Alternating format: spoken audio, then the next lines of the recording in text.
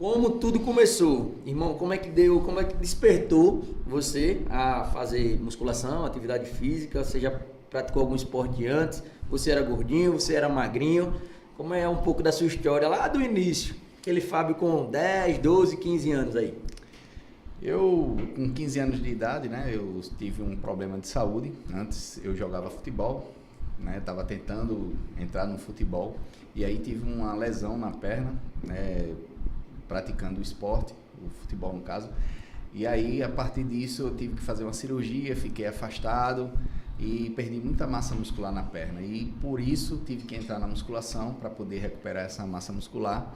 Era um trabalho de fortalecimento, que aí virou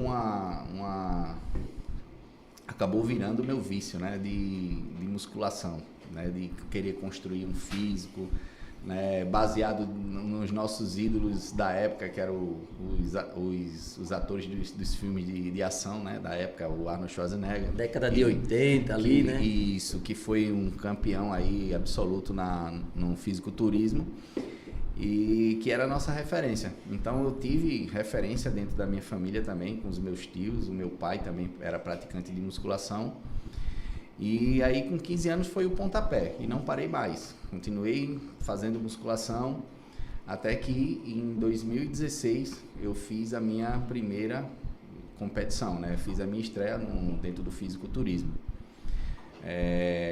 Fui descoberto por um treinador, né? O Jackson, que foi meu primeiro treinador. Ele era um atleta e sempre me incentivava ali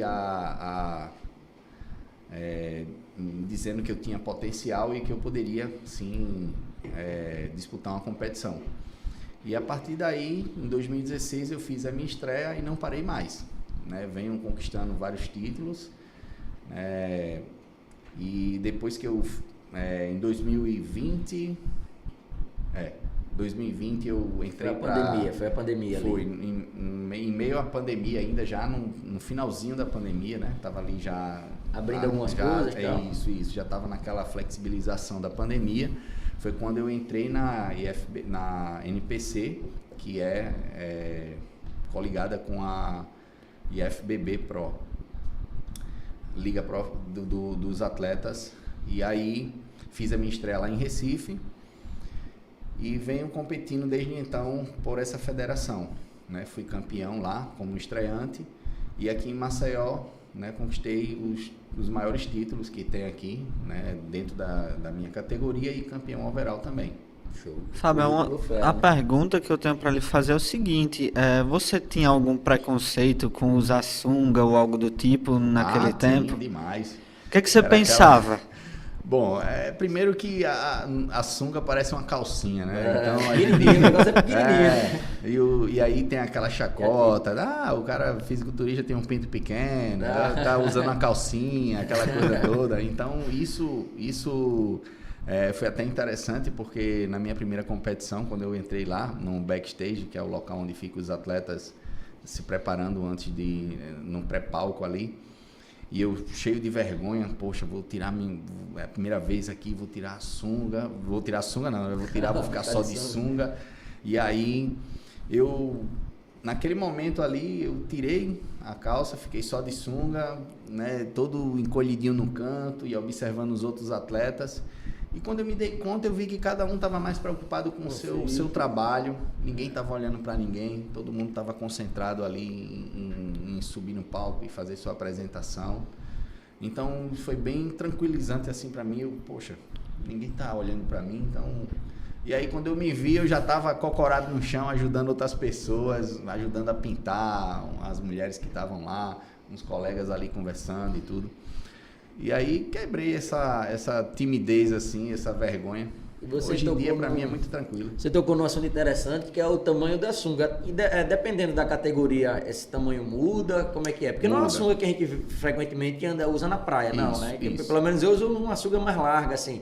E ali a gente vê que tem categorias tem categoria de bermuda também. Tem. Tem categorias que usam uma sunga mais fina, outra mais larga. Como é que funciona? Antigamente, que era a categoria do fisiculturismo clássico, que era na década de 80, lá onde o Arnold Schwarzenegger competia, eles ainda utilizavam a sunga que hoje é considerada uma sunga clássica, que era uma sunga mais larga. Larga isso. Né? Só que com o passar dos anos, cada vez mais o físico tem que ficar mais aparente. Então eles começavam, os próprios atletas no palco ficavam dobrando a sunga, apertando. Até porque tem músculo interessante nessa região aqui lateral, né, que chama atenção. Praticamente hoje a sunga é um tapa-sexo.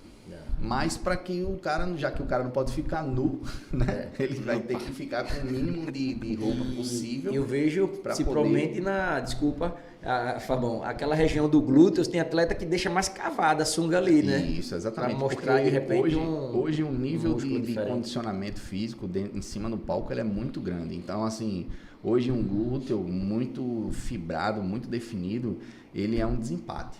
Então, às vezes, o atleta é bom de frente, é bom de lado e tal, mas quando ele faz a pose de coxa, que é uma pose que mostra muito o detalhamento do físico de um atleta e a condição, porque quando a gente fala de condicionamento físico e aquele enxugar ali de água e gordura, a última parte é sempre a parte das costas, né? Que é a região lombar, glúteo sempre e posterior. Acumula mais um pouquinho sempre é a né? última parte. Trabalhoso. Então, quando você olha para um atleta e vê que ele conseguiu esse grau de definição na região posterior, no glúteo, na região lombar ali, é porque ele fez um trabalho bem feito. E aí os atletas fazem isso que você falou, pega a sunga, quando ela não é cavada, ele mesmo cava. Ele mesmo cava, puxa lá e fica quase um biquíni mesmo. Inclusive a gente tem um material teu, não sei se está na medida aí, tem um material. Aí, isso aí, você competindo. Pronto, essa sunga aí é a sunga da bodybuilder, né? Da categoria bodybuilder.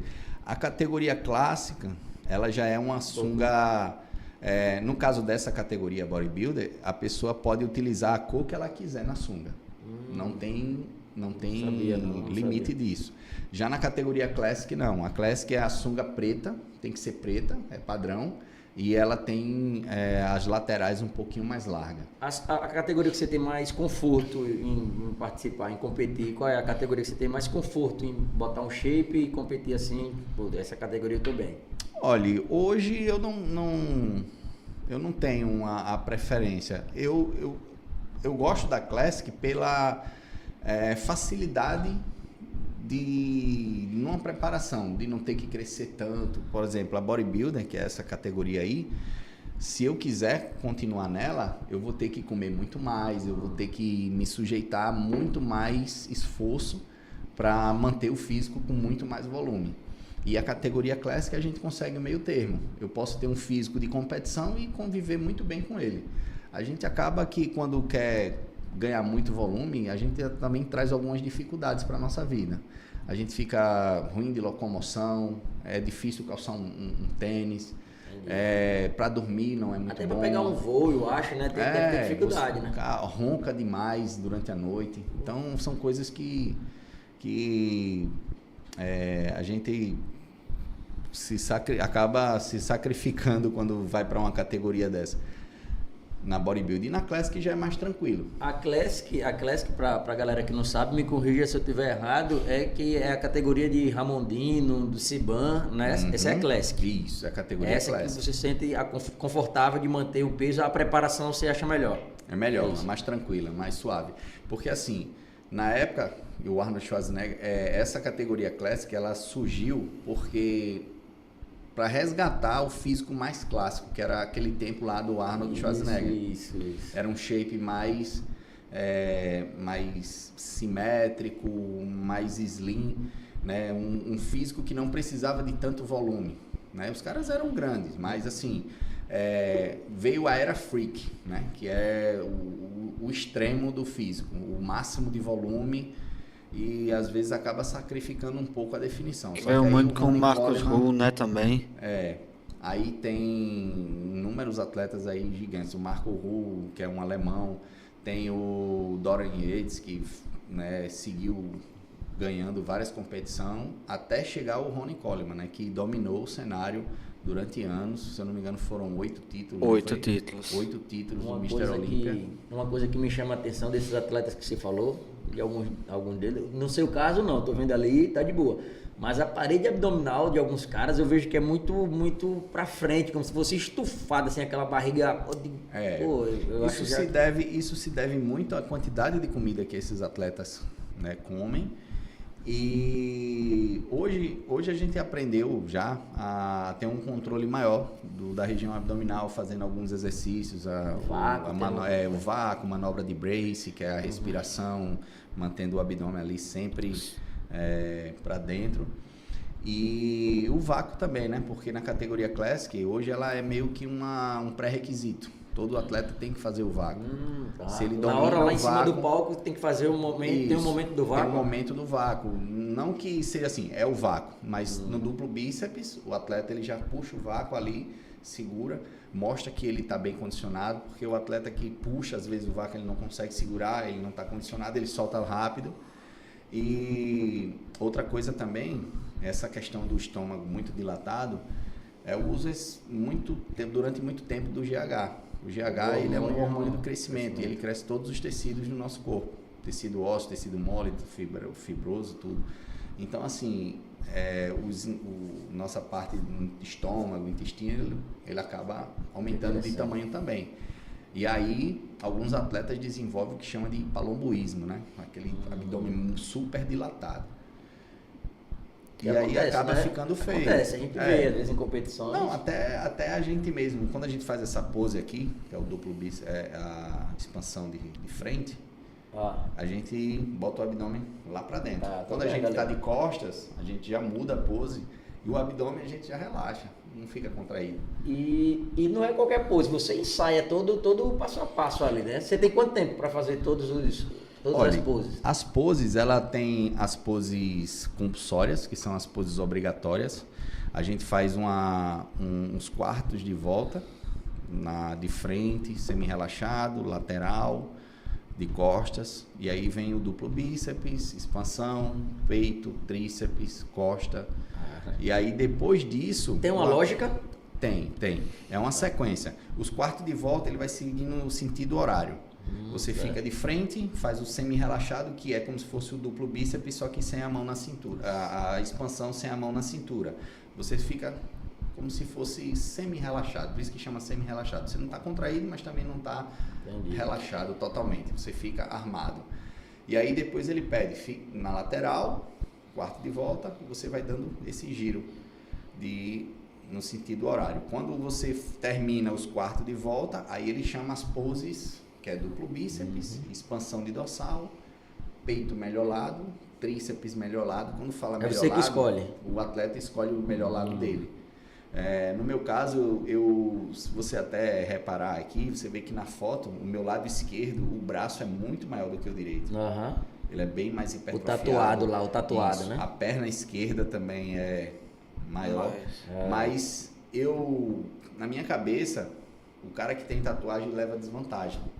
Então, a partir daí, eu comecei a fazer as poses sempre mostrando o lado direito. Entendi. E fui aprendendo. Fica mais limpo ali o teu físico. físico. Porque assim, como eu também visivelmente, sou árbitro, né? Eu sou árbitro pela WBPF. Então, como isso eu já vejo como negativo. Isso é um julgamento meu. E eu sei que isso aí, cada árbitro tem o seu ponto de vista. E o meu ponto de vista é esse. Se o cara quer se dedicar ao fisiculturismo, ele tem que ter o corpo limpo, porque ali é o físico.